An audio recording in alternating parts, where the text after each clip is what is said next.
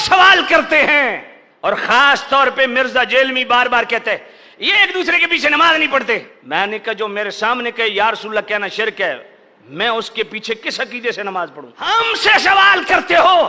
آج مرزا جیلمی سے لے کر ساحل لودھی سے لے کر جاوید غامدی سے لے کر ابن تیمیہ الحرانی سے لے کر شوکانی اور البانی تک سب ان کے پیروکاروں سے پوچھتا ہوں, بتاؤ اذان ادھر الگ ہے, ادھر الگ ہے, اقامت ادھر الگ ہے, ادھر الگ ہے.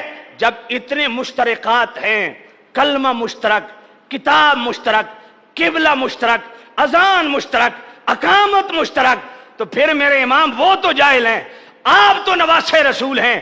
ایک امام کے پیچھے نماز تو پڑھنے کے لیے تیار ہو جائیں, کلمہ تو انہوں نے پڑھا, او امام نے الگ نماز کیوں پڑھی ہے؟ ہے اس کا جواب کسی کے پاس؟ ہمیں کہتے ہو جی ان کے پیچھے نماز. وہ صحابہ کو گالیاں دینے والے لعنتی کے پیچھے سیالوی کیسے نماز پڑھے؟ یا رسول اللہ کو شرک کہنے والے کے پیچھے سیالوی نماز کیسے پڑھے؟ علم رسول کا منکر اس کے پیچھے سیالوی نماز کیسے پڑھے؟ اختیارات رسول کا انکار کرنے والے کے پیچھے سیالوی نماز کیسے پڑھے؟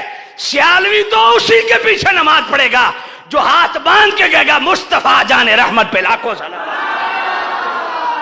سیالوی اسی کو امام مانے گا جو صدیق اکبر سے لے کے امیر معاویہ تک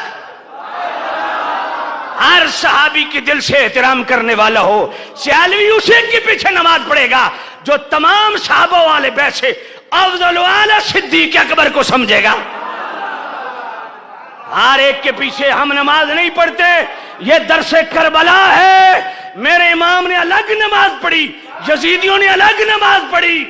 ہمیں مشترکات کا بھاشن دینے والوں مجھے بتاؤ امام حسین نے الگ نماز کیوں پڑھی ہے؟ جس طرح ہر ایک کو مرشد نہیں بنایا جاتا, ہر ایک کو استاد نہیں بنایا جاتا, ہر ایک کو رہنما نہیں بنایا جاتا, ہر ایک کو امام بھی نہیں بنایا جاتا. میں تو خدا کی قسم تھوڑا سا بھی مجھے ہلکا سا بھی شبہ بھی پڑ جائے نا, میں کسی کے پیچھے نماز نہیں پڑھتا. اللہ کی بارگاہ میں حاضر ہونا ہے تو کسی اللہ والے کے پیچھے کھڑا ہونا,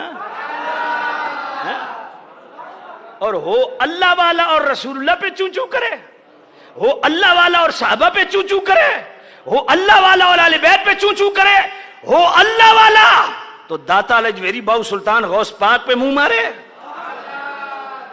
اس لیے میرے امام نے ہمیں سکھایا ہر ایک کے پیچھے نماز نہیں